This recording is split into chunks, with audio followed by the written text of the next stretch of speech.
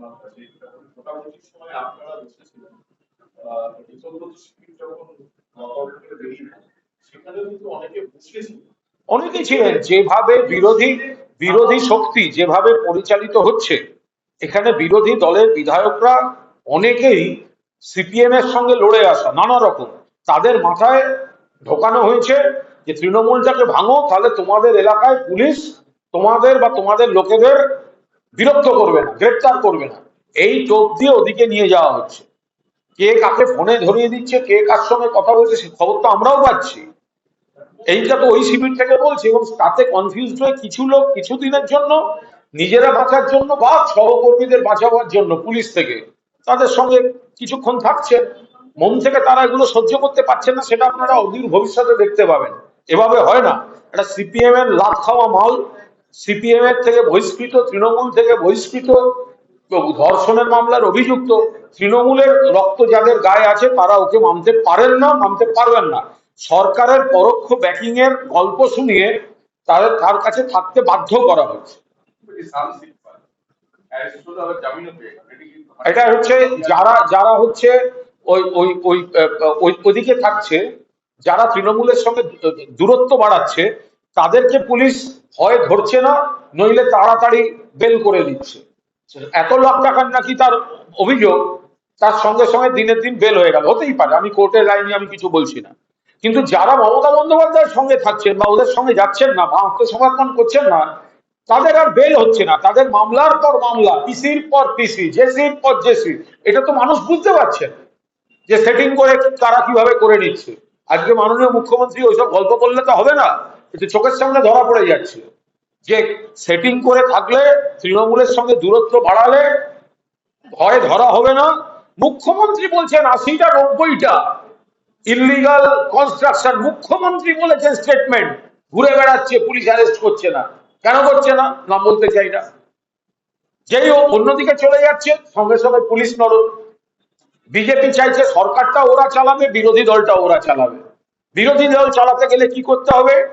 যে যারা বাঁচতে চায়, ওই যে স্লোগান ছিল না, বাঁচতে চাই বিজেপি তাই, সেইটা এইখানে এই এই এই বালিশ তৃণমূলের উপর ইমপ্লিমেন্ট হচ্ছে। বাঁচতে চাই বিজেপি তাই, অবৈধ সম্পত্তি আছে, বাঁচতে চাই বিজেপি তাই, 80 থেকে 90টা বেআইনি কনস্ট্রাকশন, বাঁচতে চাই বিজেপি তাই।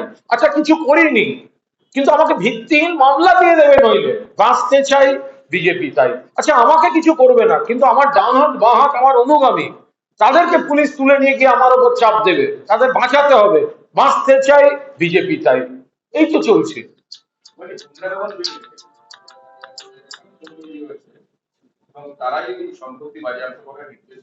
না, গুন্ডা দমন বিল নিয়ে যেটা হয়েছে, এটা এটা এটা নিয়ে পুরো একটা দিন 5-6 ঘন্টা আলোচনা দরকার ছিল। এটা যেভাবে 1.5-2 ঘন্টা, সেখানে আমাকে বা আরো জরুরি 2-4 জন যারা বক্তা ছিলেন, তারা আমাকে তো বলতেই দেওয়া হলো না, বাকিরা পর্যাপ্ত সময় পেলেন না। এবং এখানে এত রকম আছে মানুষকে বিপদে ফেলা, সেগুলো নিয়ে তো সেই অর্থে আলোচনাই করা গেল না। এই জন্যই তো ওই ধর্ষণের মামলার অভিযুক্ত একটা বালিশ চাটাকে বিরোধী দলনেতা করেছে যে বিয়ে কমিটিতে সরকার যা চাইবে, যেগুলো নিয়ে একটুখানি জটিলতা আছে, অল্প অল্প সময় কোনো ক্রমে ছুঁয়ে নিয়ে পাস করিয়ে দাও। কে হ্যাঁ বলবে?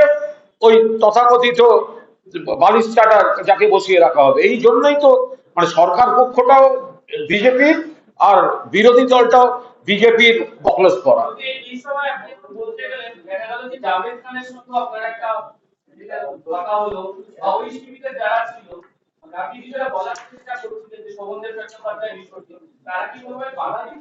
না না, তারা কেউ বাধা দেননি। এবং আমার দেখে অত্যন্ত ভালো লাগলো, ঋতকে যখন আমি বালিশ চাটা এগুলো বলছিলাম, একজনও কেউ ভিতর পাশে দাঁড়িয়ে আমায় বাধা দিলেন না। এতে আমার মনটা না ভরে গেছে।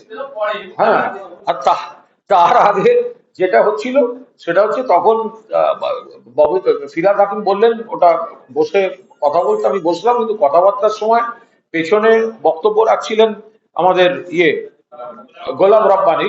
তো ওনার রাখতে একটু অসুবিধা হচ্ছিল, সেটা স্বাভাবিক। আর রব্বানী সাহেব ভালো বক্তৃতা করছিলেন। দেখুন, ওখানে ওদের অর্ধেক মানে এদের সঙ্গে আমাদের তো কোনো সমস্যা নেই, আমরা সবাই তৃণমূল। কিছু নেতা নিজেদের স্বার্থে এদের বিভ্রান্ত করে এদের উপর চাপিয়ে দিচ্ছে, সেই জায়গাটায় আপত্তি আছে। তখন জাভেদ খান আমাকে বলার চেষ্টা করছিলেন যে পরিষদীয় দলনেতা যেহেতু, সেই জন্য শোভনদেব চট্টোপাধ্যায় নাম দিয়েছেন আকিরুজ্জামান। ওই যুক্তিটা একেই না। তার কারণ পরিষদীয় দলনেতা নিজে বলবেন না তার দলের কে বলবেন, সেটা তাদের দলের এখতিয়ার, তার এখতিয়ার, সেটা অন্য কোনো দল চাপিয়ে দিতে পারে না।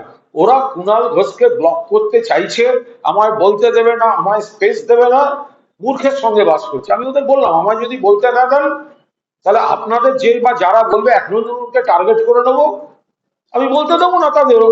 আমাকে ডাকুন, সরকার পক্ষ তাদের ডিফেন্ড করতে আসুক, লোকে দেখে নেবে যে আমি কাকে ধমকালে আমাকে বাধা দিচ্ছে, আমাকে আমার কণ্ঠরোধ করছে কে, আর তাকে আমি কিছু বললে বাধা দিচ্ছে কারা, লোকে সেটা দেখে নেবে। আমার কোনো সমস্যা নেই।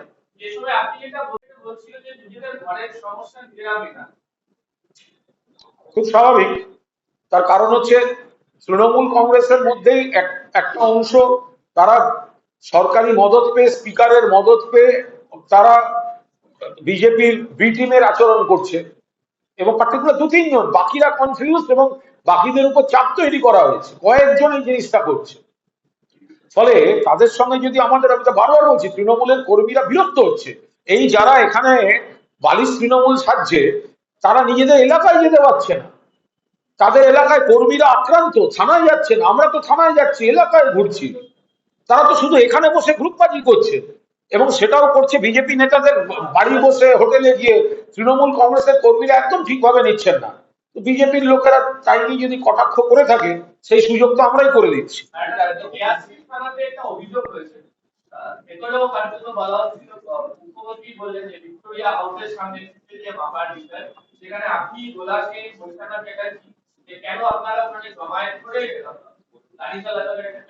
একটা গাড়িও আটকায়নি ওখানে।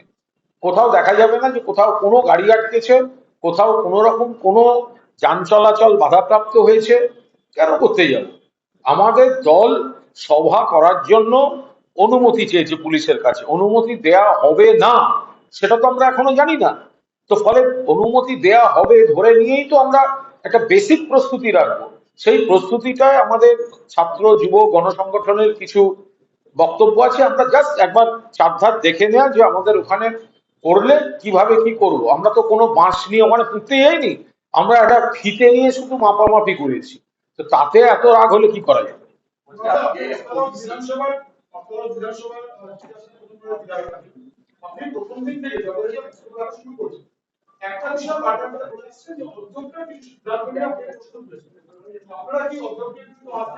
এসব কিছু ভাবছি না। অধ্যক্ষ নতুন এসছেন, অধ্যক্ষ তিনিও ফার্স্ট টাইম এসছেন অধ্যক্ষ, তারও একটা করছেন। আমরা অনার্স টনার্স এখন কিছু ভাবছি। অধ্যক্ষ এমনিতে গুণী লোক, কৃতি লোক, বিজেপি করেন সেটা হতে পারে, তার বিশ্বাস। কিন্তু পেশাগতভাবে তিনি একজন সফল মানুষ, তিনি একজন গুণী মানুষ। ফলে আমরা অধ্যক্ষকে সম্মান করি। এখন হাউসের মধ্যে তাকে তার দল দেখতে হয়, তার দলের নির্দেশ মানতে হয়, সেই জন্য একটু ঝগড়াঝাঁটি হয়ে যায়। কিন্তু তা বলে অধ্যক্ষকে কোনো জায়গায় অসম্মান করার কোনো প্রশ্ন নেই। ওবিসি বিল নিয়ে আজকে মন্ত্রী বলেছে যে 42টা গোষ্ঠী মধ্যে 41টা গোষ্ঠীতে আপনারা ওখানে সংস্কৃতি করেছেন, তার মধ্যে সবাই এটা আমি খুব বিস্তারিত বলতে পারবো না। যে মানুষদের দরকার, যে মানুষরা মানে সমাজের কাছে, রাষ্ট্রের কাছে সুবিধা দাবি করেন, সেটা সেই মতো করে সরকারি সিদ্ধান্তে যা হয়েছে। আমরা যা বলার সময় এলে বলবো। আমরা ইউসিসি নিয়ে আমাদের পরিষ্কার কথা, ভারতবর্ষ এমন একটি দেশ, সেখানে হচ্ছে নানা ভাষা, নানা মত, নানা পরিধান, বিবিধের মাঝে দেখো মিলন মহান।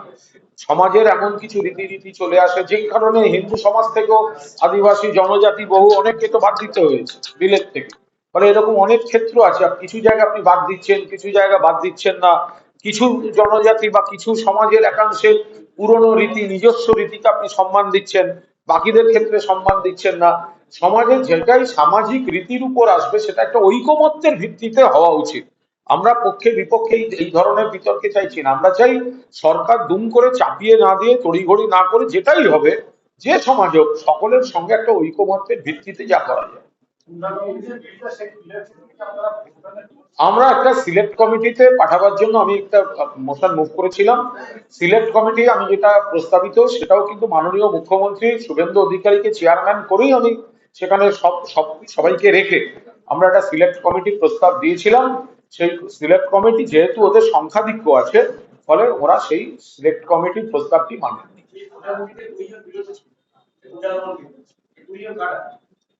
সেটা তো দেখেছেন যে যারা আমাদের সঙ্গে সহমত, একটা সঠিক গঠনমূলক বিরোধিতা যারা করতে চান, গঠনমূলক বিরোধী দলের ভূমিকা যারা পালন করতে চান তারা,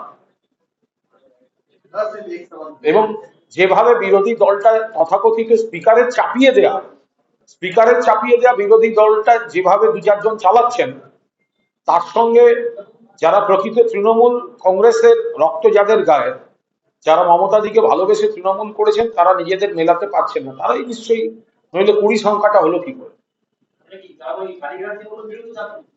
কোনটা? আমরা একটা অংশের দিক, ওটা তো আমরা একটা অংশের পুরো বিরোধিতা করেছি। আর একটা সংশোধনীতে আমরা একটা স্ট্র্যাটেজিক কারণে আমরা বিরত ছিলাম। স্ট্র্যাটেজিক কারণে, আই রিপিট, স্ট্র্যাটেজিক কারণে বিরত ছিলাম। এবং তাতে যারা বলছিল আমরা 10 বা 11 সংখ্যা, দেখা গেল সেটা 20, বাকি তো সবাই দেখেছে। একটা একটা একটা পার্টের একটা জায়গা ছিল, সেখানে আমরা আমাদের বক্তব্য বিরোধিতা জানিয়েছি, কিন্তু ডিভিশনের সময় আমরা একটা স্ট্র্যাটেজিক কারণে আমরা হলুদ স্লিপটা মানে জমা দিই। তাতে দেখা যায় 20 জন সেই হলুদ স্লিপের পক্ষে আছে। দাদা এক সওয়াল আপনি বলেছিলেন যে বিকেল 5টার মধ্যে অ্যারেস্ট করতে হবে কল্যাণ বন্দ্যোপাধ্যায় কালী গ্রেফতারের প্রসঙ্গে ওয়াস এবং পেনের প্রসঙ্গ তুলেছিলেন। আজকে তো মুখ্যমন্ত্রী ওয়াস বলতে মমতা বন্দ্যোপাধ্যায় কথা বলছেন। দেখুন, মাননীয় মুখ্যমন্ত্রী যে আমার এবং কল্যাণ বন্দ্যোপাধ্যায়ের বক্তব্যকে অত্যন্ত গুরুত্ব দিয়ে রাজনৈতিক পর্যালোচনার মধ্যে রাখেন, এটা অত্যন্ত ইতিবাচক। আমি খুব স্পষ্টভাবে বলেছিলাম যে মুখ্যমন্ত্রী যেহেতু ফিরহাদ হাকিমের নাম দেখিয়েছিলেন, দেখুন কে সই করেছে, আমরা তো ফিরহাদ হাকিম বলিনি। আর সই করাটা কোনো অন্যায় হতে পারে না যদি না সেই সই করার পেছনে কোনো রহস্যের গন্ধ থাকে। তো মুখ্যমন্ত্রী নিজে বলেছিলেন যে দেখুন কার সই আছে, প্রাক্তন মহানাগরিকের। আমি সেই কারণে বলেছিলাম যে যদি দোষের হয় তো তাহলে আপনি অ্যারেস্ট করুন, আর যদি দোষের না হয় তো তাহলে আপনি কি চাপের রাজনীতি করানোর জন্য, যে তৃণমূল থেকে একটু ওদিকে গিয়ে বসা, ওদের সঙ্গে মেশা, বালিশ শিবিরের সঙ্গে যোগাযোগ রাখা, আপনি কি সেই চাপ দিচ্ছেন? তাহলে এটা ঠিক নয়। তো আমি তো সেই কারণে বলেছি, এবং আমি যেটা বলেছি তার কি কি প্রতিক্রিয়া হচ্ছে সেটা আপনারা সবাই দেখতে পাচ্ছেন। আর কাছে 21 জুলাই আপনি দিতে নিয়ে চলে গিয়েছিলেন, উনি বলছেন যে ওখানে কে যেতে পারবে এবং 9 মাসের ব্রিগেড করার জন্য। আমরা তো সঙ্গে সঙ্গে বলছি আমরা তো ব্রিগেডেই করতে চাই, তো ব্রিগেডটা ঠিক। কিন্তু ব্রিগেডের সমস্যাটা হচ্ছে এই যে ভরা বর্ষা, যেটা আমাদের 2011 সালে একটা বিরাট প্রবলেম হয়েছিল। ওই সভায় আমি সঞ্চালক ছিলাম। আমাদের সমস্যা যেটা হচ্ছিল ব্রিগেডে বা এই শহীদ মিনার বা মাঠ, আপনি বিধানসভায় আপনি দেখুন না, বাইরে বাইট দিতে গেলে কংক্রিটের উপর দাঁড়িয়ে দিতে হচ্ছে, মাঠগুলোয় জল হয়ে আছে। ফলে ব্রিগেডের লোকের যেন ভয় না দেখানো। মমতা বন্দ্যোপাধ্যায় এবং তৃণমূল কংগ্রেসের সঙ্গে লোক আছে 2,31,00,000 ভোট আমরা পেয়েছি, কিন্তু বর্ষার কারণে আরো যত দিন যাবে ব্রিগেডটা জল কাদা এমন থাকে, মানুষ দাঁড়াবার অবস্থা থাকে না। ফলে জোর করে ব্রিগেড বললে তো হবে না। সেটা ব্রিগেড আমাদের যা জনসমর্থন, আমাদের কর্মীরা উৎসাহিত, আমরা ব্রিগেড ভরিয়ে দিতে পারি। তো উনি রেগে গেলেন কেন? কালকে গিয়ে ভিক্টোরিয়ায় মাপামাপি করেছি বলে? আজব কথা। আপনারা যোগাসনের জন্য রেড রোডের মতো ব্যস্ত রাস্তাকে 7 দিন বন্ধ রাখলেন। 7 দিন, ঈদের দিন, ছুটির দিন, সকালে 2 ঘন্টার জন্য নামাজের জন্য ছাড়েননি, কিন্তু যোগাসনের জন্য 7 দিন বন্ধ রাখলেন। আর আমরা ভিক্টোরিয়া হাউসের সামনে, যেহেতু ওখানে গণহত্যা হয়েছিল, মৃতদেহগুলি পড়েছিল, তাই ওই স্পটেই শহীদ তর্পণ, এক বেলার জন্য অর্ধেক রাস্তা আমরা পারমিশন যদি দেয়, তাতে ওনাদের আপত্তি কি? আমরা একটু ফিতে টিতে দিয়ে মেপেছি, যে আমাদের এই ছাত্র যুবদের নানা রকম সব অনুরোধ আছে, আমরা একটু মেপে দেখেছি, তার জন্য তো আর পুলিশই পারমিশন লাগে না। যে আমরা পুলিশের ল অ্যাবাইডিং সিটিজেন, আমরা অনুরোধ করেছি, আমরা অনুমতি চেয়েছি যে আমাদের দেওয়া হোক, দেবেন কি দেবেন না তাদের ব্যাপার, কিন্তু যদি দেন আমরা ধরে নিচ্ছি শহীদ তর্পণ দেবেন। তো আমরা সেইখানে আমাদের সবার প্রস্তুতি, যদি একটা ছুটির দিন রোববার দিন 3টের সময় ফাঁকা রাস্তায় আমরা যদি মেপে থাকি, তাতে এত রাগ করা ঠিক না। বলছি আজকে দুই তৃণমূলের মধ্যে নাটকীয় পরিস্থিতি দেখা গেল। আপনি পিয়াল আগে গিয়ে চেয়ারে গিয়ে বসছেন, ওখানে অসন্তুষ্ট হচ্ছেন একজন একজন মানে বিতর্কিত মন্দিরের তৃণমূল না না সমস্যাটা হচ্ছে, তির্যক মন্তব্য করছেন আপনারা। না সমস্যা হচ্ছে ওরা ভয় পেয়েছে, আমাকে বলতে দেয়নি, একদম ব্যক্তি কুণাল ঘোষকে বলতে দেওয়া হচ্ছে না। কারণ আমি সম্ভবত আমার বলাটা কার্যকরী বলা হচ্ছে। এবার বিষয়টা এরকম যে আজকে যে বিলটির উপর ডিবেট ছিল, অত্যন্ত গুরুত্বপূর্ণ যে বিলটি, তাতে দলের তরফে আমাদের পরিষদীয় নেতা শোভনদেব চট্টোপাধ্যায় নাম পাঠিয়েছিলেন আমার বলার জন্য। এবার যেহেতু স্পিকার ওদেরকে পদ দিয়েছেন, ফলে অফিসিয়াল যিনি চিফ হুইপ তথাকথিত আখরুজ্জামান, তিনি শোভনদেব চট্টোপাধ্যায়ের নাম পাঠিয়েছেন, আমার নাম পাঠাননি। আর শোভনদেব চট্টোপাধ্যায় পাঠিয়েছেন আমার নাম। এবার স্পিকারের লিস্টে উঠেছে শোভনদেব চট্টোপাধ্যায়ের নাম।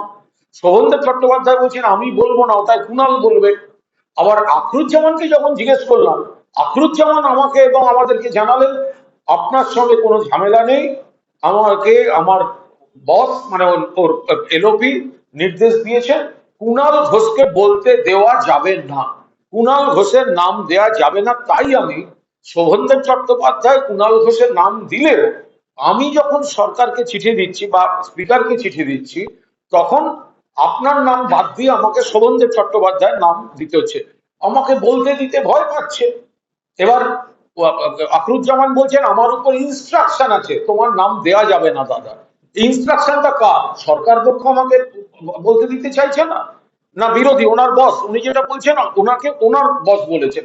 আমি সরকার পক্ষকে এর মধ্যে টানছি না, কারণ এটা অফিসিয়ালি পুরোটাই বিরোধী দল এবং বিরোধী মুখ্য সচেতকের ব্যাপার। তো মুখ্য সচেতক আখরুজ্জামান তিনি আমাকে নিজেই বললেন যে তো আমি তো একটা সিলেক্ট কমিটিতে দেওয়ার জন্য অ্যামেন্ডমেন্ট দিয়েছিলাম, আমি সেইটুকুই বলার সুযোগ পেয়েছি, কিন্তু মূল আমি যে বক্তা তা আমাকে অন্যায়ভাবে কণ্ঠরোধ করা হয়েছে, আমাকে বলতে দেওয়া হয়নি, আমার নাম বাদ দেওয়া হয়েছে। এবং তারপরে তো ভয়ে দেখলাম আর একজন বলতে আসেনি নাম থাকা সত্ত্বেও, কারণ আমি বলেছিলাম আর একজন যে আমার নাম যারা বাদ দিচ্ছে সে যদি বলতে আসে ধর্ষণের মামলার আসামি চাটন ঋত, তাহলে কিন্তু আমি ওর বক্তৃতা শেষ করতে দেবো না। তারপর আমি দেখেছি সে নিজেই বক্তৃতা করতে আসেনি, তার নাম লিস্টে ছিল। যদিও আমি সভায় বলেছি এটা নির্লজ্জ, এটা চাটন, সিপিএম থেকে লাফি খাওয়া, তৃণমূল থেকে লাফি খাওয়া স্পিকার কেন ওকে এইসব অনৈতিক ভাবে একটা পদ দিয়েছেন, সেগুলো আমি বললাম, সবাই শুনলেন।